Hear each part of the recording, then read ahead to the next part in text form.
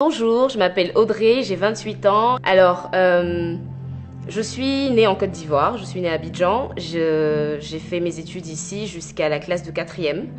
Et ensuite, je suis allée en France, plus précisément en Normandie, pour continuer mes études. Donc j'étais dans un lycée où il n'y avait pas beaucoup de noirs, disons. Donc dans tout le lycée, nous étions peut-être trois. J'ai pas vraiment eu à me confronter, en tout cas à ma culture, pendant quasiment 4 ans. Donc au début, ça a été vraiment difficile, mais je me suis très vite adaptée.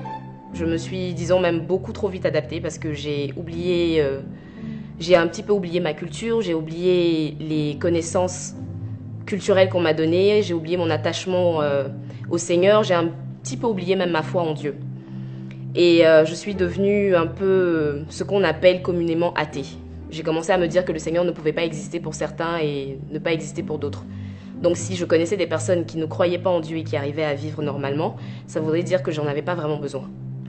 Donc j'ai commencé, disons, à avoir une vie où j'étais plutôt mon propre Dieu, où je faisais ce que je voulais, où j'agissais comme je voulais. Ça a vraiment commencé par le fait déjà de ne même plus ressentir ce besoin, ne serait-ce que d'aller à l'église le dimanche. C'est un peu les habitudes qu'on a, que j'ai perdues. Et au fur et à mesure, j'ai commencé à rentrer dans plusieurs choses qui sont normales pour la jeunesse. Ça veut dire, disons, fumer, boire tous les week-ends, aller en boîte et oublier même certaines valeurs. C'est commencer à sortir avec des garçons assez jeunes et ne pas avoir la sacralité qu'il y a par exemple derrière les rapports sexuels.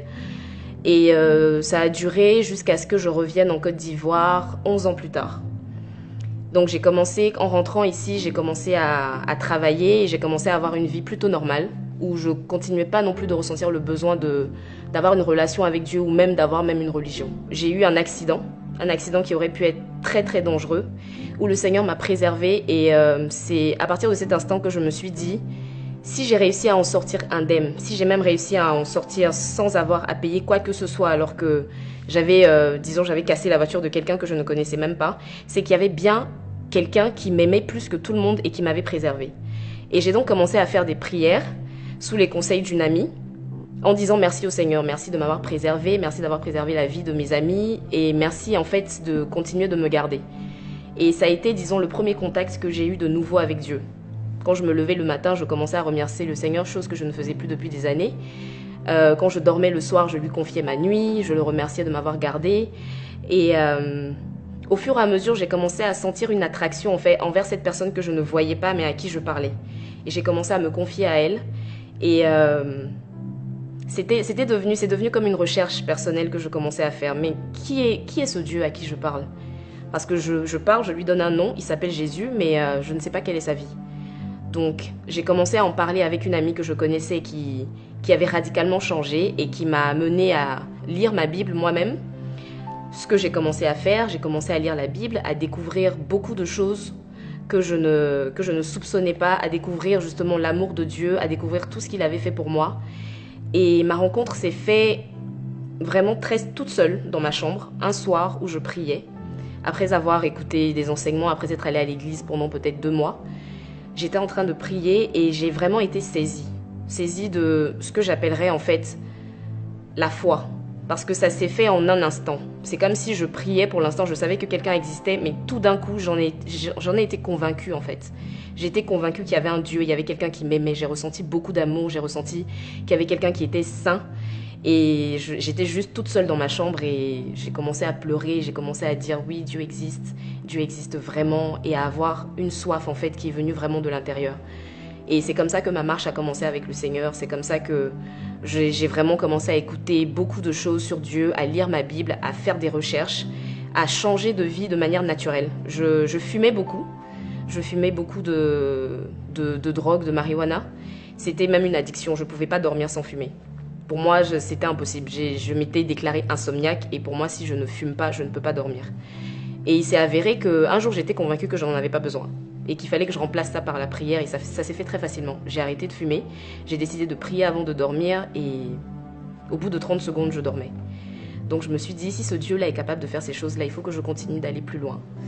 Donc j'ai continué de prier, j'ai continué d'écouter des enseignements, d'écouter des gens qui avaient déjà eu des expériences avec Dieu, j'ai continué de lire ma Bible et au fur et à mesure, je me suis attachée au Seigneur par sa grâce Et ce que je voudrais dire en fait aux gens de mon âge, aux gens de ma génération et à tout le monde même, c'est que Dieu est beaucoup plus accessible en fait que ce qu'on essaie de nous faire croire.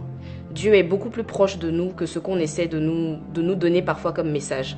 Le Seigneur en fait c'est un ami pour ceux qui n'ont pas de père ou pour ceux qui n'ont pas eu une relation forte au niveau de la famille. Le Seigneur c'est un père, le Seigneur c'est une mère, c'est le meilleur ami qu'on a, il est vraiment tout, il représente tout en même temps et il l'est pour tout le monde. Il n'est pas que pour ceux qui sont en train de vous parler, il n'est pas que pour moi, il l'est déjà pour vous. Et ce qu'on essaie en fait de partager, ce que j'essaie aujourd'hui de partager avec vous, c'est cette chose qui vous est déjà accessible et que vous n'avez juste qu'à prendre en fait.